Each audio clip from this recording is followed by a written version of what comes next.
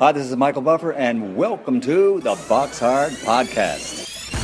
Hello, everyone. This is Mikey Garcia. This the monster from the swamps, Regis Rougarou Program. Hey, what's up? This is King Carlos Molina, former IBF world champ. This is Michael, the Bounty Hunter, 2012 Olympian and your people's champ.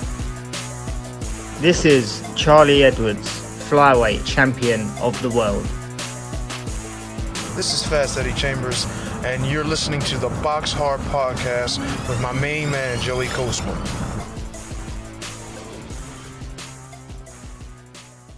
Hello everybody and welcome to episode 498 of the BoxHard Podcast. I'm your host Joey Coastman. I'm joined as always by former heavyweight world title challenger, the main man himself, Mr. Fast Eddie Chambers. Eddie, how you doing this week? I'm doing great, my man. How about you? Always good when speaking with you, Eddie. Even better when you sound fantastic through the audio, which you do. Let's dive straight in then to the review part of the show. I think I'm going to be coming to you quite quickly. We're going to start here last Friday, Times Square, New York, USA.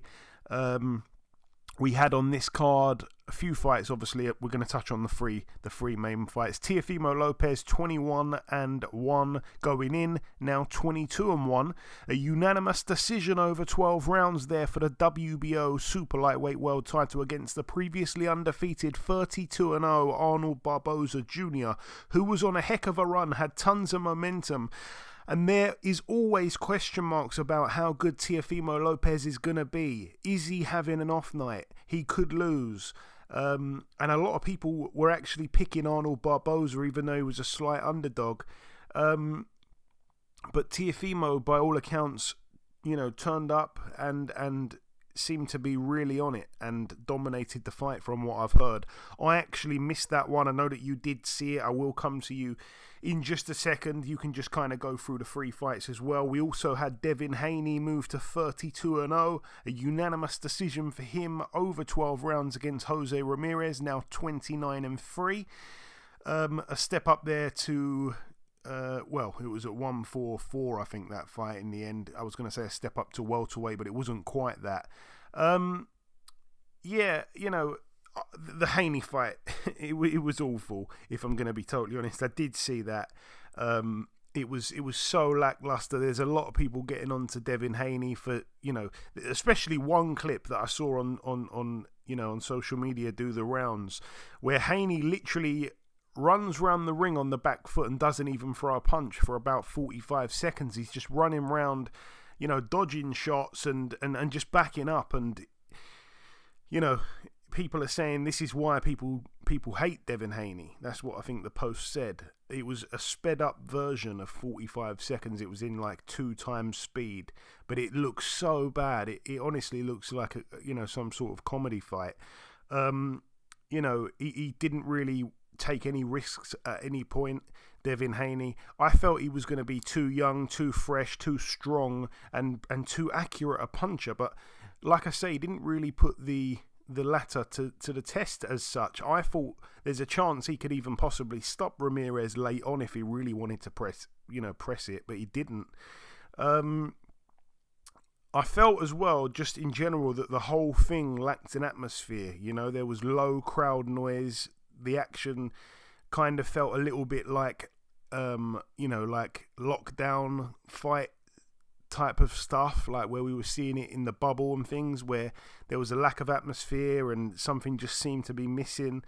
And then obviously, the other fight to mention was Ryan Garcia, unbelievably upset. He's now 24-2. In the other corner, Rolando Romero, 17-2. What a way to come back for him. Again, just a puzzling performance from Ryan Garcia. Garcia down in the second round. I don't think he was majorly hurt. I did say on last week's show it could be interesting because both men can punch, but it wasn't just about that on the night. It was not about that. It was the fact that Ryan Garcia barely threw a punch. And I can't understand it, Eddie. Maybe you can tell me something about this, because obviously we've seen before in the past guys have gone on to lose a decision, and then they look back and go, well, I didn't know that I was behind on the cards. I didn't, I should have picked it up, and they're kind of in regret about it. But here, Garcia's down in the second round. Like, that's a big 10-8 round. You knew straight away early on that there was points against you in that round. Why would you then decide to not be throwing? I understand if you're not landing, that's a different thing. But to not even throw, he had such a low output count that it's got a lot of people now wondering if it's anything to do with the fact that obviously he was on stuff for his last fight, whether he took it, willingly or not, or he knew that it was in his system or not. There was a massive difference from his last fight to this fight, and it's got people wondering what else can it be, So, terrible performance from Ryan Garcia. I honestly don't know what he does after that, because losing to Rolando Romero puts you in a really bad spot. I wanted to touch on it as well, Eddie. I'm sure you were delighted to see Jim Lampley back on the TV. A lot of people were praising, praising it. They were loving the fact that he was back on the screens. But I kind of felt like it was as if he'd been living under a rock since his exit of boxing. He was mispronouncing names and just, for me, seemed to be quite out of touch, which I understand. He's an older gentleman, but I don't know. A lot of people were really heaping praise and, really going out their way to say how great it was to see him back. And obviously he's got a fantastic voice, and his boxing knowledge, in the past is unmatchable. But it just seemed like he was a step or two behind some of the other guys that were sat alongside him, in my opinion. That was my whole review of that card. What did you think, Eddie, from fight to fight? It was a good idea, good premise, and I know you were saying the lack of fanfare sound like, or the lack of noise, the lack of the normal thing you would see in an arena. But I mean, I think the idea of it, having people basically could walk the street, kind of look over, it was just the kind of whole vibe of the Times Square thing, where you constantly got things in motion, people doing so many different things, and why not have a fight in the background? It's kind of, a interesting idea, which I don't know if it worked or it could work, but obviously we would have wanted to have better fights. It just didn't work out the way we thought it would. You would have expected, especially the main event, to be more exciting with more drama, and it just didn't turn out that way. If you would have put fights together and put this group of names, in the main for the main card, you put these names together, you would definitely have thought there would have been fireworks. There would have been extremely interesting fights altogether, and it just didn't turn out that way. It's probably the worst you could have imagined for each of these fights. You know what I mean? I think everyone was really either protecting their opportunity to go forward and make money, or protecting their jaw, because they didn't want to get hurt. And I mean, I understand both. I understand both. But the reality of it is the fans are not going to, and people are going to speak up against these types of things. But this is an unfortunate situation, but it happens. So, with the Teofimo Lopez, I don't think that fight in particular I think that was probably better than the others. You know what I mean? Because I think both fighters tried to do their best in, what was their way of winning the fight. And I just don't think Arnold Barboza could do anything with Teofimo Lopez. I think if you would have pictured the fight in your head from what you thought would have happened without the possibility of Teofimo Lopez not being at his best, and you would have probably seen this happening the way it did, where Teofimo Lopez was, completely in control and could win a boxing match with no problem. But we know the vulnerability of Teofimo Lopez and what he had been and how he looked. He didn't look good against Sandor Martin, or he lost against what's my guy's name from Australia? George Kambosos. What's his name, Joe? Yeah, George Kambosos. So, you would expect, like I said, you would expect, you would hope if you're a follower of Teofimo that he would be at his best going out there. But unfortunately, he hasn't all the time. But in this case, he showed up. He showed up like he was supposed to, dominated the fight from a boxing standpoint, and won as he's supposed to win. You know what I mean? I'm not saying Arnold Barbosa wasn't there.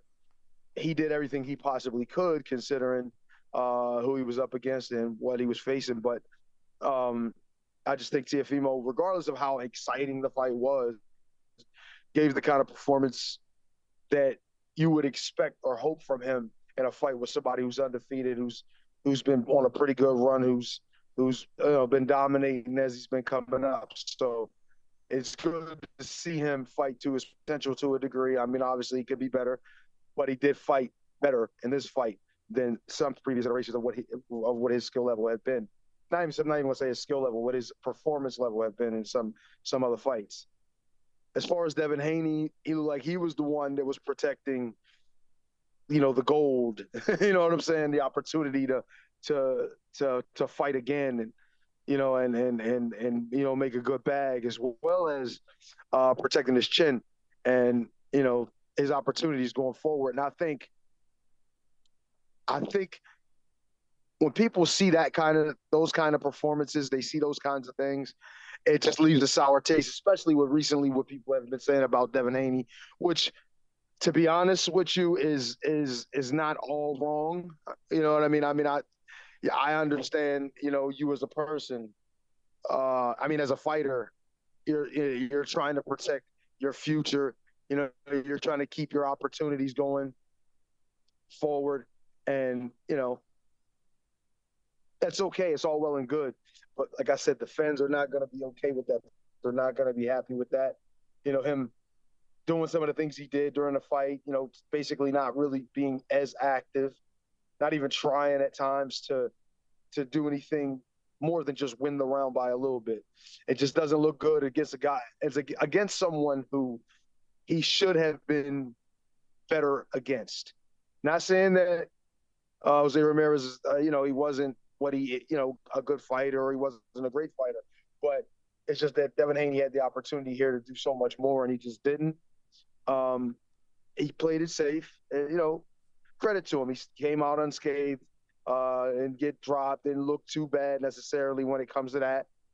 But I think in the long run, it could hurt him. You know what I mean? And obviously, if he goes into the next fight, whether it's with Ryan Garcia, with Rolly Romero, or whoever, he's gonna, if he looks good in that and wins, going away and looking great in that and drops somebody or whatever, we're probably gonna forget about this. But the reality of it is, right now, we see this type of performance, and you're not going to be able to take to social media and say how great you are, or this and that, and see this and that, if you don't perform. So it's an unfortunate situation, but this is boxing, and this is where we're at. And hopefully in the next few months we can see better from these guys. And that just goes right into the main event, which was the only thing about the main event that had you on the edge of your seat, at least for the first part of the fight, is the fact that these two definitely could hurt each other. You know what I mean? So you were sitting there waiting, hoping that some fireworks would take place. And then you saw something with him dropping Ryan, but, then that just ruined kind of the rest of the fight, because then Ryan went into I got to protect myself mode and just locked up defensively to a degree, and just played the range game and tried to stay safe, while Rolly was actually trying to land shots and trying to make the fight. Ryan was just trying to fight at range, and I think the issues were a little more strategic and, a little more to where Ryan's heart was in this fight. And I think he felt something, obviously, with the knockdown early, he felt that power and was like, do I want to risk getting caught with that again? through the course of the fight, and I think he made that executive decision to say, you know what, well, I'm going to try, and if there's a opportunity here or there to catch him with something as the fight goes on, maybe I catch him, but I ain't putting myself in the position to get hit with none of that smoke again. And I think if you think of if you look at the fight and watch his reactions to some of the things that Rolly does or some of the shots that Rolly throws over the course of the fight, and see how he tightens up, not closes his eyes, but closes his defense all the way up, head down. Not necessarily looking for a counter shot. It just really, really, really to me looked bad. And I mean, I would expect more from him, but I mean, at the end of the day, I guess he did what he thought was best at the time. To talk about the layoff and all of that, but that's their choice. They could try to fight. They can make small time fights, things like that, to keep themselves busy, but they're too busy with, being popular on the social media things, doing events and things of that nature, instead of, staying in the gym, really working to get better. And I think we see these things with some of these fighters, is that they're not doing the in the gym work, in my opinion. Maybe they are, but I don't see them, so I can't really say. But I don't know if these guys are doing the in the gym work that is required to really improve your situation as a fighter, and I think this is where some of these guys fall short. And, credit to Rolly, he did what he was supposed to do. He's obviously been hungry. He's had a rough go of it recently. So he's obviously been putting in work and been trying to get better. But I think all of these guys need to really take a long look in the mirror and really try to push themselves to really get to the next level, because it just doesn't seem like it, especially for those extra popular guys. And we move now to the venue, Riyadh season in Riyadh, Saudi Arabia. This one over here, again, was live on DAZN, pay-per-view. Let's touch on the undercard. We had Richard Riakporhe jumping in really at late notice. Shocking to see that he weighed 235 pounds, considering obviously he was cruiserweight last time. That's a heck of a weight gain there. He's now 18-1. He did quite well, I suppose, to get Kevin Espindola out of there, who'd only been stopped once in his 9 losses. He's a tough guy. He took Moses Italma the distance. I think he took, if I'm not mistaken, no, I think Fraser Clark got him out of there. He boxed Fraser Clark. I think Fraser Clark got him out of there, but he took Moses Italma the distance. He took a couple of other guys. I think it was Ivan Dyko the distance. And he's a very, very durable guy. He's now 9-10. And like I say, Riakporhe did well to get him out of there. He retired on his stall, Espindola, after 4 rounds. Didn't come out for round 5. He was down in the 4th round. The body shots from Riakporhe were quite lethal. Also on the card, we had Badou Jack, friend of the show, somehow keep hold of his WBC Cruiserweight World title. He's now 29-3 with 3 draws. A majority decision for him over Noel Gavor, who's now 27-3. Again, Noel Gavor being the natural cruiserweight. He was the slight favourite with the bookies. Badou Jack this time getting the rub of the green really for one of the few times in his career. We've seen him, rack up a couple of draws, fights that it looked like he might have done enough to win. The judges have never really been kind to him. I think they were quite kind to him here. I think it was a competitive fight, but like I say, a lot of people were screaming robbery there at the end of the 12. We also had we've already done Richard Riakporhe. We also had Martin Bakole move to 21-2 with a draw. A majority draw already over 10 rounds against Efe Ajagba, now 21-1. What can I say about this fight here? I mean, no one expected it to go the distance, I don't think, and certainly no one would have picked the draw. The odds on that would have been absolutely insane. But yeah, for me, Ajagba won the first 3 rounds, just keeping Bakole at range, using his quicker hand speed, landing a variety of headshots. I did give Bakole the 4th round.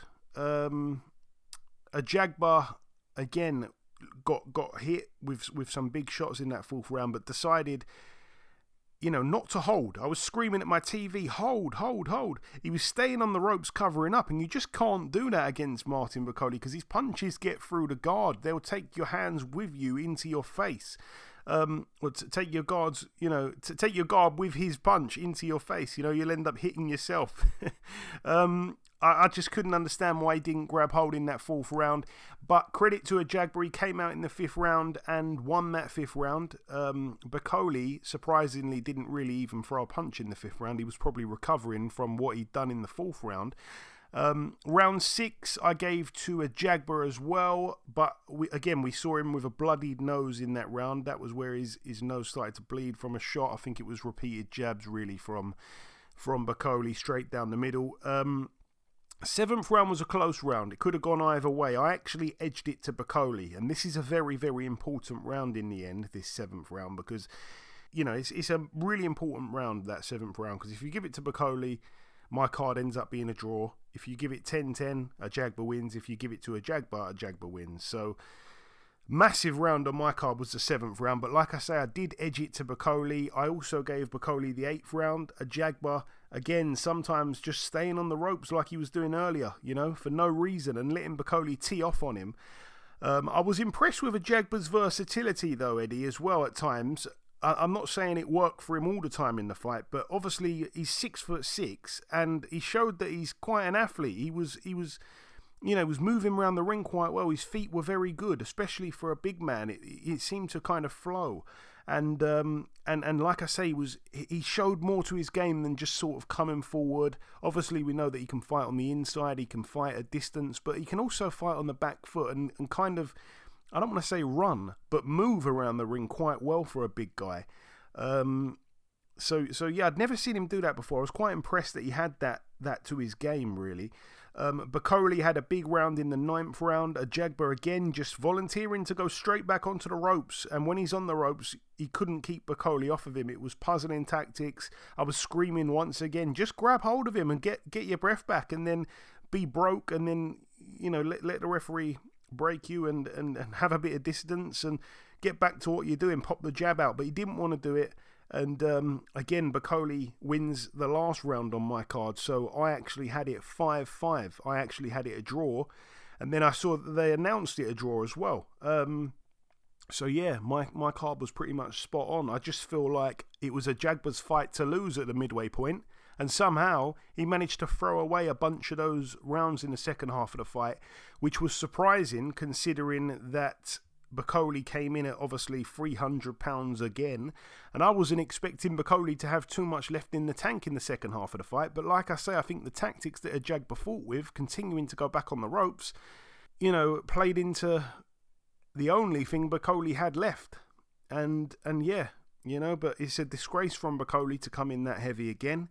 And I don't really want to see him in a hurry back on the TV screen. There was a time where I thought, yeah, he's a massive danger man.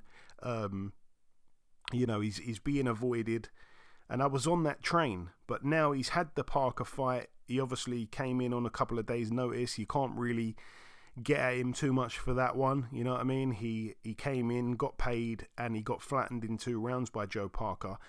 I don't really blame him too much for that. But this one here, this was a fight that he had enough notice for. He didn't shift much weight for, and he's come in there and really and truly scraped a draw, because no one in the world gave it to Bakole. It was either Ajagba or a draw. And like I say, the first half of the fight was all Ajagba. So disappointing again from Bakole, disappointing performance, disappointing in terms of his weight. And yeah, I don't really want to see him again in a hurry. Like I say, I think he should have to kind of earn his way back into the big fights. I'm really intrigued to see what you're going to say about that, Eddie. Let me just see.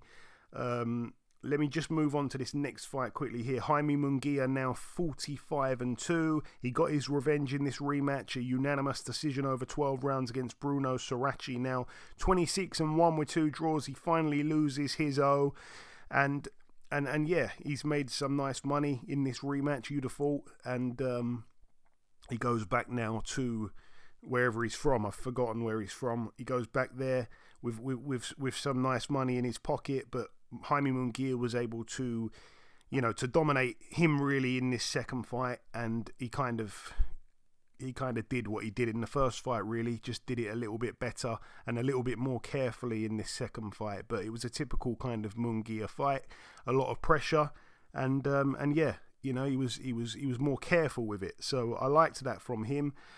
And then finally, the main event, Saul Canelo Alvarez, now 63-2 with 2 draws, a unanimous decision over the previously undefeated William Skull, now 23-1. He loses his this one here for all of the belts at super middleweight.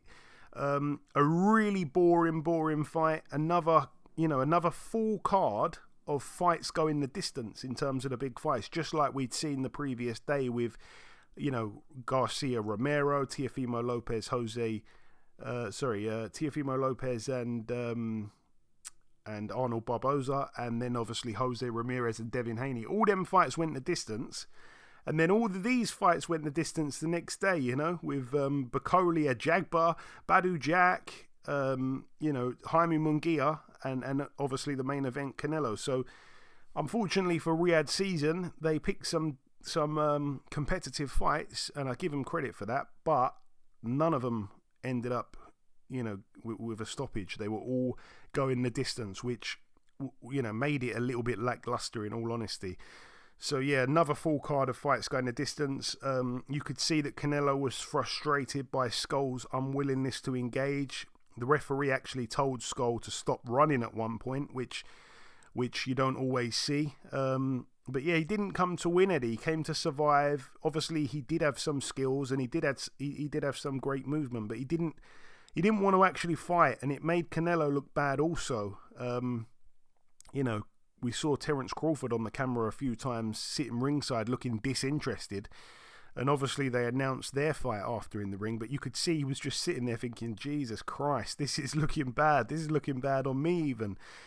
So yeah, 2 underwhelming pay-per-view cards in 2 days on DAZN. I feel for Canelo because, like I say, he did want to fight, and in the end, Skull threw more punches than Canelo, and I think was outlanded by Canelo by like 1 shot.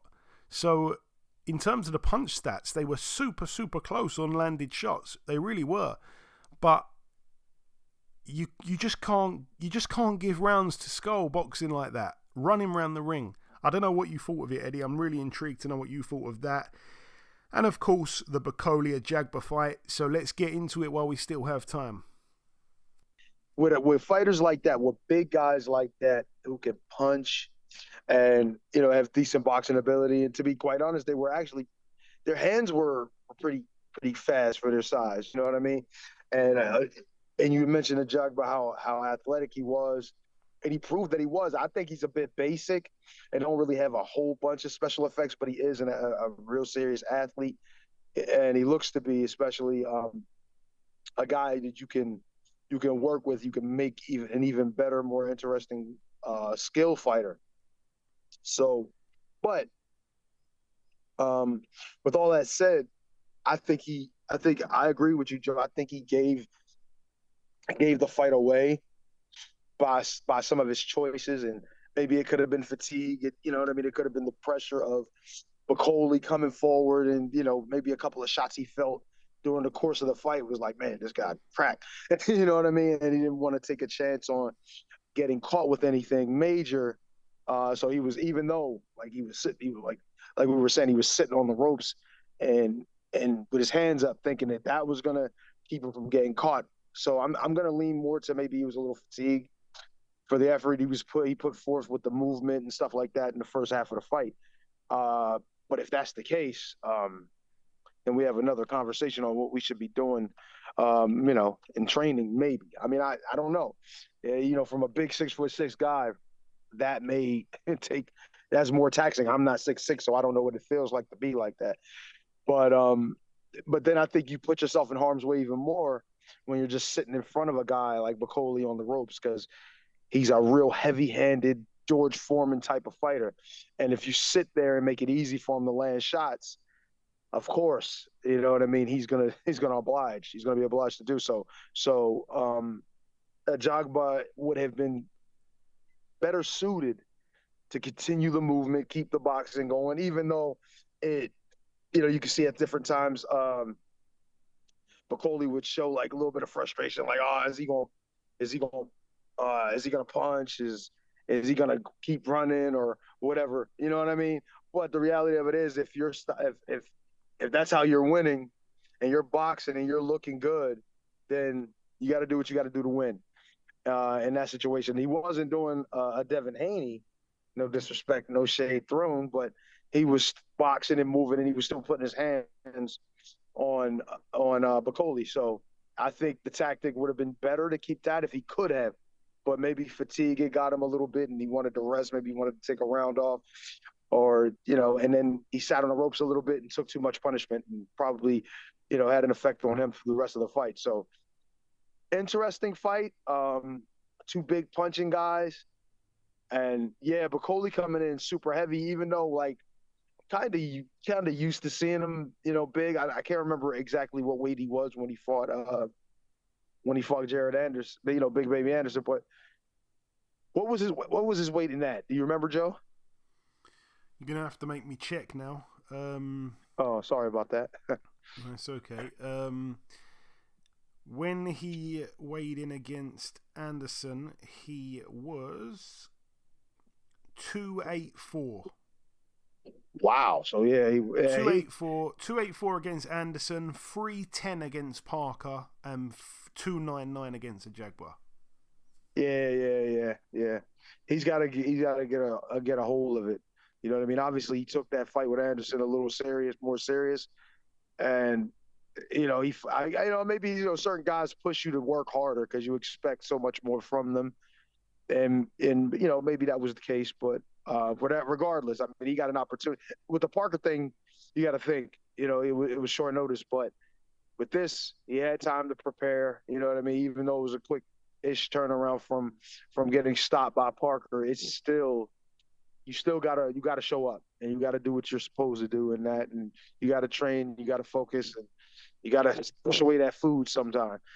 And I don't think he did that, not as much as he should have in this fight.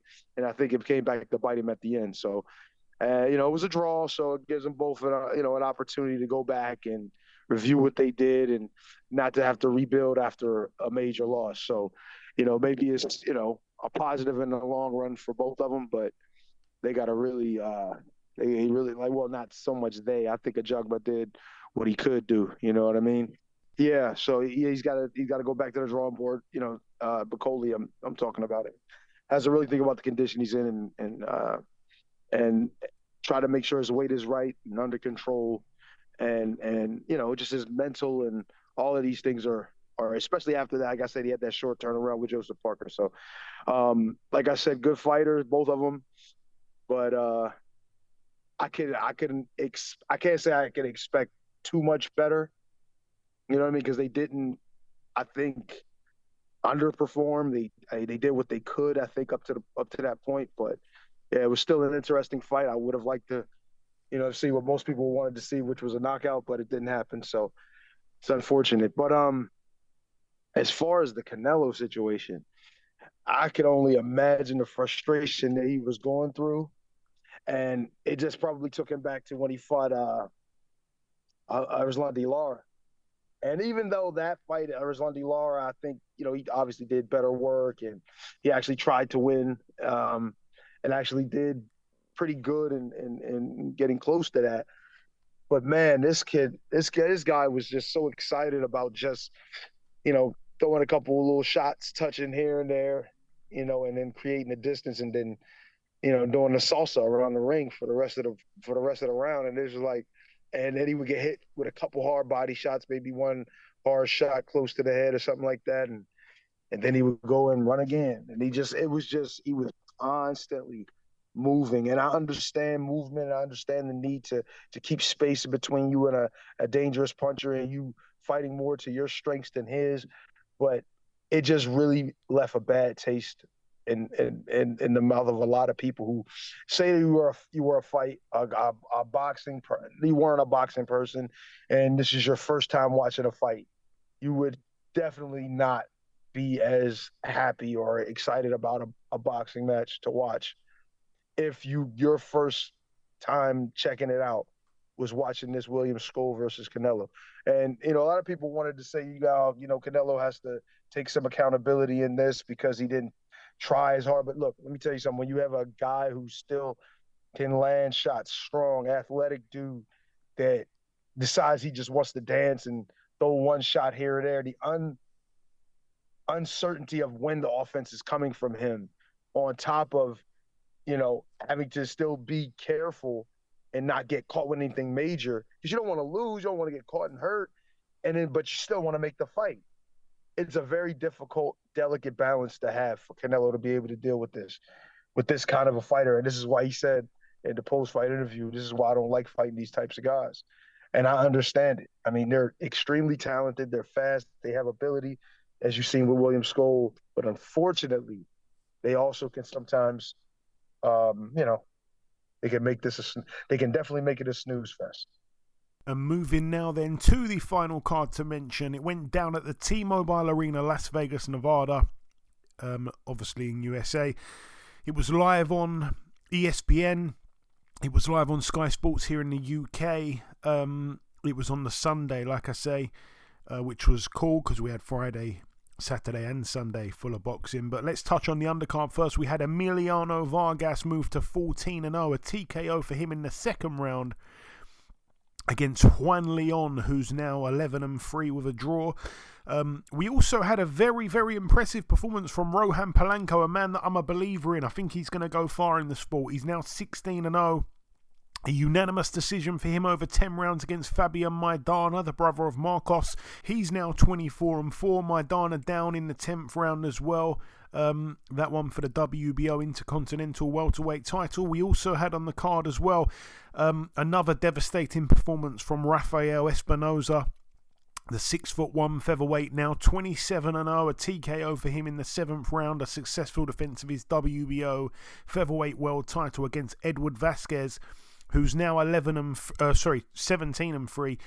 Like I say, you've got to get the measuring stick out here and talk about, obviously, Vasquez having a really close fight with Cordina at the weight above, and he's come down here, and Rafael Espinoza obviously able to get the stoppage. So that is a very, very impressive performance there from Espinoza, who just is such a handful down at 126.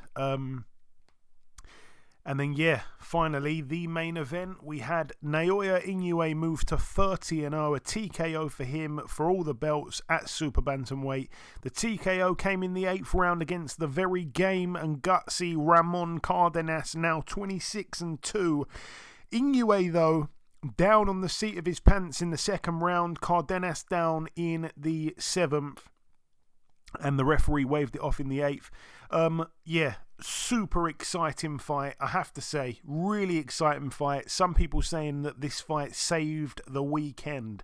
You could see that Cardenas is so heavy-handed. You could hear the shots. Every time he'd throw them and they'd land with, connect with any part of Inoue's body, you'd hear that thudding noise. And also, even the punches that missed Inoue by a matter of centimetres, they whistled right by the chin, and they were massive shots. Cardenas was loading up with heavy shots every single time he threw a punch. It was with bad intentions. Inoue obviously caught a huge left hook in that 2nd round, and it was a bit of a shock, really, because I couldn't quite believe how clean he was hit. He was really hit clean there, walked straight into that left hook. He was wide open, and he'd been caught with some big shots as well prior to the knockdown. So I was a little bit surprised by how kind of open Inoue's defense was. It wasn't. If this makes any sense, it wasn't leaky. It was just wide open. There was a few times he was caught with his hands down, which we don't always see from Inoue. Round 4, though, Inoue started to really turn up the heat, and that's what I loved about it, because he was down in the 2nd round. It was a big shot. He took his time. He got his count. He got back up, and he didn't end up taking another shot. He went straight back to the corner because it was the end of the round. But come out in round 3, come out in round 4, and started to really, take the fight to Cardenas. Like I say, round 4, he really turned up the heat. yes, continued to press the action. He was on the front foot, pushing Cardenas back. It was a really, really exciting fight around those rounds. Cardenas was taking massive shots from Inoue in the 4th and 5th rounds, but they seemed to not really be bothering him too much at that point. He showed a fantastic chin, a massive 6th round for Inoue, where he had Cardenas on the ropes for most of the round. He was just unloading, wasn't giving him a moment's rest. And at that point, I already felt that the stoppage was looking close. Obviously, in the round after that, Inoue ends up dropping Cardenas, and Cardenas ends up getting stopped in the round after that. So, yeah, you know, the writing was on the wall for me pretty much from the 6th round. But prior to that, it was a really, really fun, competitive fight. Both men had their moments, and yeah, you know, it was another knockout win in a world title fight in a row for Naoya Inoue, who never, ever under-delivers. Still one of the best pound-for-pound fighters in the world and one of the most exciting fighters to watch. So, yeah, it was a great performance from him. Can't wait to see him out once again. And Cardenas, I think, you know, should be given something big next as well. I think there's some good fights for him at 122. You know, I'd like to see him in with some of the other guys, because he definitely brings something to the table. And I think his stocks went up, even though he lost the fight. I think his stocks went up there because a few people didn't know of him, and you know, it was a good enough effort from him. So I hope that he gets something big as well in the near future. But yeah, Inoue obviously looking more and more likely that he's going to move up to 126, where there's even more fights for him. So yeah, cannot wait to see him again. And that wraps up the review part of the show. It's now time to welcome this week's special guest. Ladies and gentlemen, please welcome the undefeated European lightweight champion. He's from Maidstone. His hands are made of stone. It is, of course, Mr. Sam Noakes. Sam, welcome back on the show, my friend. Always my pleasure. Thanks for having me, mate. I do love listening to that intro, mate. You are good at it. Thank you so much, Sam. So we last spoke back in November. At the time, you were getting ready to fight Ryan Walsh. I said it before, I'll say it again. For me, that was the best performance of your career. You showed us so much there that we hadn't seen before. Looking back on that now, just give me a few words on it, Sam, if you don't mind. Yeah, I think it was a good performance. I always knew that it was going to be a tough fight, and he obviously come to win. And he was going to pose things that I've not had to deal with yet as a pro. But I think looking back, maybe like round 9, round 10, I should have dropped it down a gear or so. And then tried to maybe force the stoppage. I mean, obviously, I don't think it would have come from him giving up, but maybe try and take it out his hand to the corner. But another 12 rounds, valuable rounds as well, with a very good opponent. No, it really was. And like I say, just for the listeners that may not know, this interview is being done after the weigh-in, so I massively appreciate that, Sam. Obviously, you were supposed to There's not many people I'd do that for. It's all love, Sam. It's all love. Trust me. Obviously, you were supposed to get the Baranchik fight at one point. He ended up opting to fight Keyshawn Davis. Davis steamrolled him, in all honesty. Not many people saw that coming. Did you watch that fight, Sam? So I watched it afterwards. I didn't get up to watch it. I ain't gonna lie, but I thought that was sort of coming. I mean, obviously, like Baranchik's a good fighter and that, but I mean, maybe he might have had his day. And I think obviously that's why we were all gunning for that fight. And I remember when I went out to Saudi, I walked up to the merchandise stand and I was looking at the t-shirts and I was on it. It was me and Baranchik were on it on like the card t-shirts. So obviously it was so close to getting done. I remember going to get the phone call from the manager. I was buzzing with him. But listen, I think a world title fight is coming. I mean, that's just sort of like, just shows that it's nearly there, that nearly getting made. And obviously the new champion is Keyshawn Davis. So do you confirm that he is literally the only name on your radar? I mean, to be fair, any one of them boys for a world title, really. I mean, don't get me wrong. I think Keyshawn's probably going to be one of the harder ones out there, if not the harder fight. But boys, listen, if it comes up, I'm going to take it for a world title. I've been talking about fighting for a world title for the last 6 years since I turned pro. I mean, so like, I think obviously, don't get me wrong, but I will say I would have rather fought Baranchik for a world title, but I definitely would do it if that opportunity arises. And I wanted to know if you had any opinion on, obviously, we've got Keyshawn making his first defence against Edwin De Los Santos, a guy that Shakur Stevenson boxed and got a lot of stick for his style against De Los Santos. Do you think Keyshawn wins that easily or has trouble? Do you have an opinion on it? So I've not really seen a lot of that. The Los Santos, or what he said. Yeah. I've not seen a lot of him, but I mean, to be fair, Keyshawn's been looking very good, hasn't he? Yeah. Right. So, and the thing is, obviously, like, Shakur gets stick for maybe boxing smart and keeping away, but Keyshawn's got a few more stoppages than that, isn't he? So I think people like to see that.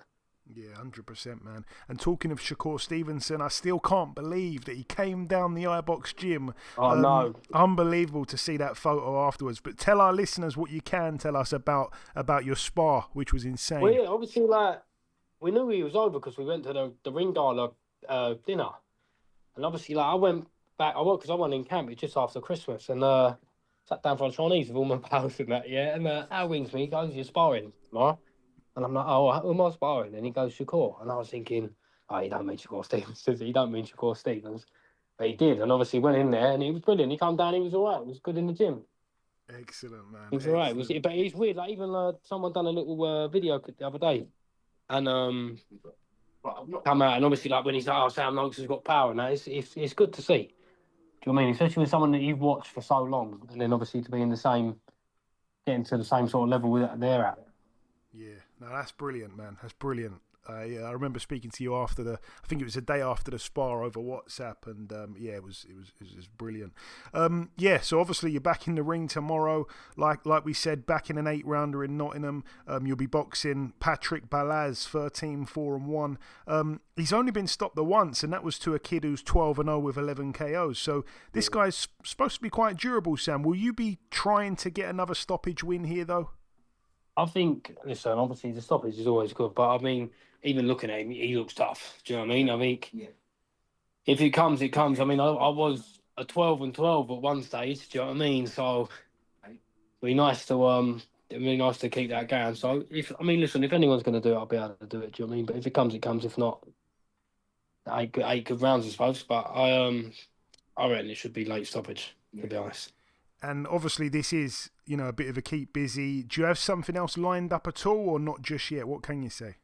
So I don't mind telling you over WhatsApp, but I don't know what I'm allowed to divulge. But yeah, I think we're looking for a big fight in the summer in August. No problem. So didn't want to sit out all that time till then. Yeah, for sure. It makes sense. Also, these are them, like, it's my first 8-rounder, and these are like one of them, like, sort of banana-y type skin ones. So I want to get in and just get out, really. Yeah, 100%. And my final real question for you, Sam, I'd feel rude not asking. What's happening with Sean? What's next for him, mate? So Big Sean is on about going down to super lightweight. Okay. I think that's his plan. So I think he's fighting in end of June, I believe, and he might be in a little 8-rounder, just seeing what he can do nearer the weight, and then hopefully push on for titles after that. So hopefully a big year all round. Sweet, man. Excellent stuff. Well, just before we let you go, Sam, if you've got any closing words just before tomorrow night, take it away, my friend. The floor's yours. Yeah, just as always, guys, thanks for listening and tuning in. It should be a good show. I mean, the main event's a cracker, and hopefully I'll put on a good show as well. So, yeah, make sure you're watching. You always do, Sam, whether it's an early stoppage or it goes the distance. Listen, as always, the pleasure's mine. Thanks so much for your time, Sam. It means a hell of a lot before the fight, the day before the fight, and we'll speak again afterwards, I'm sure. Brilliant. Thanks, mate. Okay, and now it's time for part 2 on this week's show. It's usually the news, but there's nothing to bring you as of yet, so we're going to dive straight in then to the preview part. We're going to start here tomorrow at the MTK Arena in Budapest, Hungary. This one's actually going to be live on DAZN because top of the bill is the return to the ring for Tommy Fury, 10-0. Back in a 6-rounder here at Cruiserweight. He steps in with a guy called Keyshawn Davis, who's 5-1. This guy Keyshawn Davis as well. Just want to quickly, look at his pro career. The one loss actually came in quite good company. He actually stepped in with Angelo Morojon, who was 6-0. He lost on points to that guy. And Morojon, by the way, is a Cuban heavyweight who is currently 8-0 with 7 KOs, and this is the one guy that he didn't stop. So that would kind of tell you that he's probably quite durable. But like I say, back to the man himself, he's probably durable, so he's probably going to go the distance with Tommy Fury. And his 5 wins, because he's 5-1. 4 of them didn't have a single win to their name. One of them was 2-0. That guy's the one that he went the distance with and beat on points. So, there's a lot to look at there. On the undercard, we have Roman Fury as well, part of the Fury family. He is 4-0. He's back in a 4-rounder against a guy called Josip Pehar, who is 7-5. He's been stopped 3 times. So yeah, that's another Fury on the card. We're going to move now then from Friday to Saturday. We're going to start here on Saturday at the Centre de Conference de Sipopo in Equatorial Guinea. We don't often go here, but there's a card worth mentioning. We have on the undercard 24-0 Kevin Sadjo. He's stepping in with Habib Ahmed, who is 30-3 with a draw. Very, very good fighter, Kevin Lele Sadjo. Also on the card, Nico Ali Walsh, 10-2, back in the ring against Ebenezer Sowa, who's undefeated, 7-0 with a draw. And then the main event is a really, really good fight at welterweight. We got the undefeated 17-0 Solomon Sissoko stepping in with Egis Kavalauskas, the Mean Machine, 24-2 with a draw. I think that's going to be a really, really interesting fight, to be honest with you, because Solomon Sissoko's a guy who I have rated for a long, long time. Since I first saw him fight, he's been very, very impressive in my opinion. Obviously, he's racked up a few good wins, namely against the likes of Kieran Conway, against the likes of Tolani Mbenge, who we saw come over to the UK last year in October and upset the odds against Michael McKinson. He's a good fighter, but like I say, Solomon Sissoko was able to beat him as well. But yeah, this fight here against Egis Kavalauskas, like I say, Kavalauskas coming off 2 back-to-back wins since losing to Virgil Ortiz back in 2021. He's been quite inactive. He hasn't actually boxed since December 2023, but one fight in 2022 was a win against last week's guest, Michael Fox, and then the win after that in 2023 against Jose Marufo in December. Hasn't boxed since then, so it's a year and a half out the ring for him against Solomon Sissoko here. We're going to move now then to and actually, sorry, I should mention as well, Solomon Sissoko hasn't boxed since November 2023. So, yeah, they've both been out the ring since November and December of 2023. That's pretty mad, actually. Let's move now then to this one. It goes down at the Nottingham Arena. It's going to be live on DAZN, obviously in Nottingham, and it's a Frank Warren card. Let's touch on the undercard. We have Sam Noakes, 16-0, back in an 8-rounder. A bit of a keep busy fight, really, here against Patrik Balaz, who's 13-4 with a draw. He's only been stopped once. We also have on the card Owen Cooper, 10-1, back in a 10-rounder here against Chris Congo, 17-2. Both guys have fought and lost to Echo Esserman. Chris Congo, friend of the show. I'm hoping that he can pull it off. I think he will. We also have a good fight here as well between 2 undefeated light heavyweights. It's over 10 rounds. Ezra Taylor 11-0 and Troy Jones 12-0. Made a best man win there. It's a step up for Ezra Taylor. Also on the card, we have return to the ring for friend of the show, Liam Davies, 16-1. I think it's his first fight since losing to Shabazz Massoud. He's back here for the vacant IBF International Featherweight title over 12 against the 12-0 undefeated Kurt Walker. All the best there to Liam Davies. And the main event, Anthony Kakachi, 23-1, defending his IBO World Super Featherweight title against Lee Wood, 28-3.